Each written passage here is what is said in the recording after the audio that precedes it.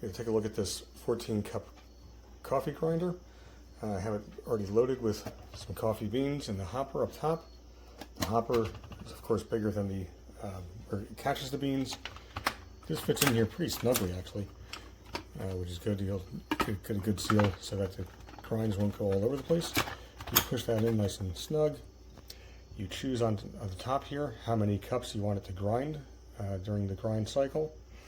And then over here you choose how fine or coarse you want the grind. And you just press the power button here. And let the grinder do the rest.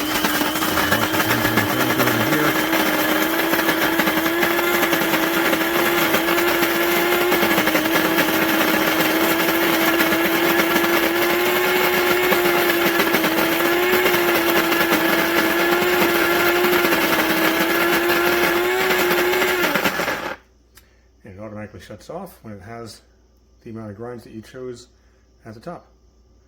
And you pull this out.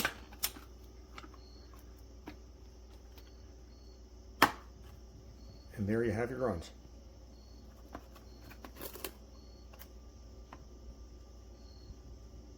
Pretty nice.